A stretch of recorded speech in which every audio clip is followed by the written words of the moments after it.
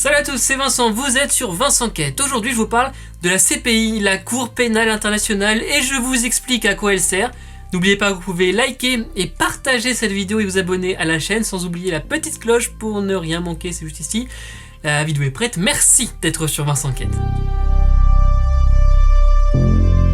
Un peu d'histoire pour commencer. C'est à la fin de la Seconde Guerre mondiale que la justice internationale voit le jour avec le tribunal de Nuremberg et le tribunal de Tokyo qui jugent respectivement les crimes de guerre nazis et les crimes de guerre japonais. Avec la guerre froide, toute idée de justice internationale est gelée. Puis au début des années 90, l'ONU crée le tribunal international pour l'ex-Yougoslavie où la guerre est atroce.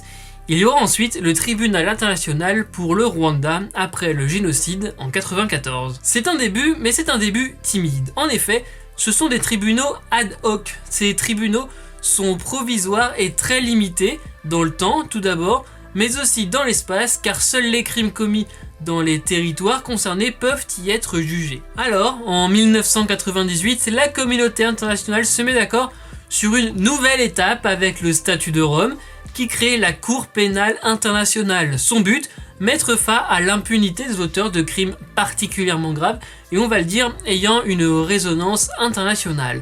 Elle entre en vigueur en 2002 et siège à La Haye, aux Pays-Bas. Sur les 193 pays reconnus par l'ONU, 139 ont signé le statut de Rome et 124 l'ont ratifié et en font donc partie. Parmi les pays qui ne sont pas concernés par la CPI, on trouve certaines grandes puissances dont les États-Unis, la Russie, la Chine ou encore Israël. La CPI est une juridiction internationale permanente compétente pour juger les crimes les plus graves du droit international humanitaire, le DIH, les crimes de génocide, les crimes contre l'humanité, les crimes de guerre et les crimes d'agression. Ces crimes sont, je le rappelle, imprescriptibles. Les criminels sont donc susceptibles d'être jugés pour leurs actes n'importe quand.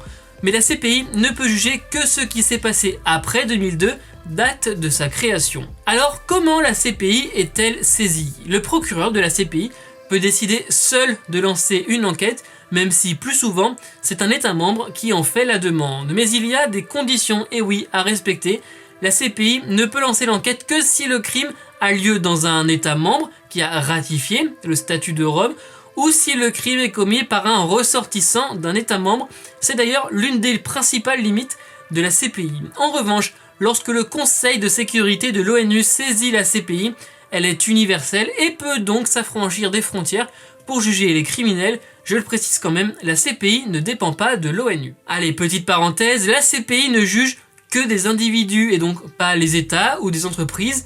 Tout ressortissant d'un État membre peut être poursuivi par la CPI et ce, sans aucune immunité. On a donc déjà vu des présidents jugés par la CPI, par exemple l'ancien président ivoirien Laurent Gbagbo, accusé de crimes contre l'humanité. Il en a été acquitté en 2021. Quand la justice d'un pays peut s'occuper de juger les crimes qui pourraient relever de la justice internationale, la CPI ne s'immisce pas dans le jugement. Elle peut toutefois se substituer ou plutôt être complémentaire à la justice nationale dans deux cas: si cette justice nationale n'a pas la volonté de juger les crimes en question ou si elle est dans l'incapacité de le faire. Mais la CPI est assez décriée dans le monde. En plus de ses limites par rapport aux pays qu'elle peut juger, ses enquêtes et ses procès en 20 ans se concentrent notamment sur l'Afrique, même si des enquêtes sont en cours actuellement sur la déportation des Rohingyas en Birmanie ou sur la guerre de Géorgie de 2008. D'ailleurs, on le voit avec les condamnés. Depuis sa création, 5 personnes ont été condamnées par la CPI pour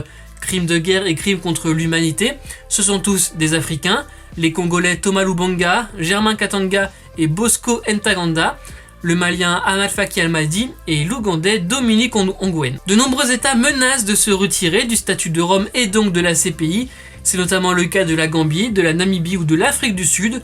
Le Burundi et les Philippines ont déjà, eux, mis leurs menaces à exécution. Ces deux pays étaient visés par une enquête préliminaire pour des crimes contre l'humanité. Allez, pour le petit bonus, même si je dépasse un peu le temps réglementaire, les procès de la CPI se font en public et sont diffusés en direct, mais le public est derrière une vitre pare-balles. Voilà pour le petit fun fact, c'est donc la fin de cette vidéo. Merci les amis d'avoir été au rendez-vous, on s'abonne, on like, on partage. Je vous retrouve chaque semaine avec des vidéos inédites, j'espère que vous serez là sur les réseaux sociaux, c'est @VinceEnquête.